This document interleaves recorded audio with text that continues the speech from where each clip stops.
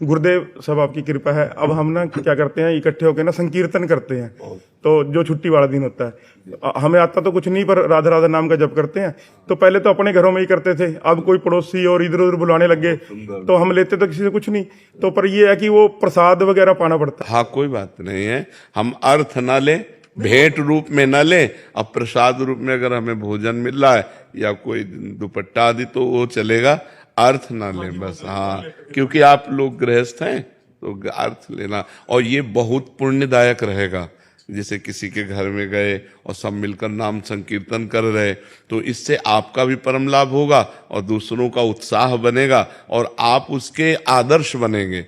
क्योंकि आजकल सब पैसा का खेल हो रहा है, उपदेश तो पैसा लेके, कीर्तन तो पैसा लेके। जब आप लोग ऐसे कीर्तन करेंगे ना और कुछ लेंगे नहीं, तो ये आदर्श भी स्थापना होगी, बहुत उत्तम रहेगा। वकीलों की मंडली बनाई है बाबा। हाँ, बहुत ये आपकी कृपा, हेतु की कृपा से, वरना ये कभी हो नहीं सकता। हाँ, बिल्कुल। जो सात्विक सब हो गए महाराज, चंडीगढ़ हाई कोर्ट के। हाँ जी, जितना मंगल हो सके। देखो, आज एकांतिक में एक ने प्रश्न किया कि मनुष्य जीवन का उद्देश्य क्या है।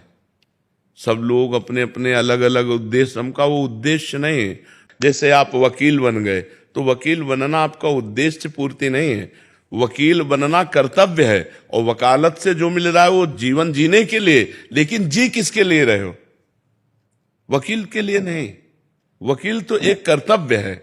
वकालत से मिला हुआ अर्थ जीवन जीने के लिए, लेकिन जी किसके लिए रहे हो? परमात्मा के लिए। अब उद्देश्य सही हो गया। तो वकालत रूपी कर्तव्य कर्म करते हुए, प्राप्त अर्थ के द्वारा परिवार का पोषण करते हुए, जीवन जीते हुए यदि हम राधा नाम जप कर रहे हैं, परमात्मा का चिंतन कर रहे हैं, अब हम सही उद्देश्य पर हैं। अब देखो, इसमें ये हो गया कि अब आपसे कोई अधार्मिक पुरुष यदि अधर्म कराना चाहे तो आप करोड़ों पे लात मार देंगे कि भाई अब नहीं हो सकता, पहले मैं धर्म से नहीं जुड़ा था तो हमारी बात समझ में नहीं आई थी, अब मैं भगवान से जुड़ गया हूं, मैं भूखा रह सकता हूं लेकिन अधर्म नहीं कर सकता। अब उद्देश्य सही हो गया। अब उद्देश्य महान होने पर आपको महान बना देगा। जिसका उद्देश्य महान है वो व्यक्तित्व का महान उसका हो जाता है। आप आदर्श बन सकते हैं हमारे समाज के। जैसे आप कीर्तन करने जाते, कुछ लेते नहीं, तो ये आदर्श ही तो है। बहुत सुंदर, खूब की जी। और एक वकील सुधर गया तो समझो 500 लोग सुधर गए। बिल्कुल। कार्य करवाने के लिए लोग आएंगे, हम कहते हैं नहीं भाई ये नहीं होगा आपका, तो फिर वो सोचेगा, उसके भी दिमाग में ये बात जाएगी, ये तो उपदेश देने लग गए। फिर उसके मन में आएगा भी चलो छोड़ो यार, ये तो क्यों लड़ाई करनी। आप भगवान मना कर देते हैं, गलत कोई होता है मना कर देते हैं, हम नहीं लेंगे आपका। हाँ, भाई पैसे खराब मत करो।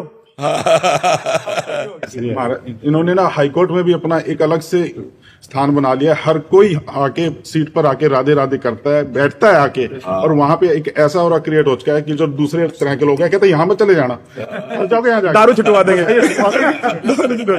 और महाराज जी, जो भी कुछ आती है चीज, पहले तो मैं अकेला भोग लगाता था, अब इतनी देर ये मेरा इंतजार करते हैं। मैं अगर कोर्ट में हूं ना जी, कोई चीज आ गई तो भोग लगाने के लिए पहले मानसिक भोग लगेगा श्री जी को, उसके बाद सारे पाएंगे। बहुत कितना बढ़िया प्रेम, कितना बढ़िया प्रेम का व्यवहार हो रहा है। बहुत ये सब आपने सुधारा है, हम तो वरना उसमें ही थे महाराज। बहुत सुंदर, नहीं तो प्राय इस मार्ग में बुद्धि पतित हो। हाँ बिल्कुल थी जी, पहले थी जी। हाँ, खाओ पियो मौज मस्ती। अब वहाँ हर समय आपकी चर्चा होती है, वृंदावन की चर्चा होती है, भाई यही बात होती है। अभी अब छुट्टी थी तो उसी दिन आ गए सारे के। बहुत बहुत सुंदर, बहुत। जय जय श्री राधा।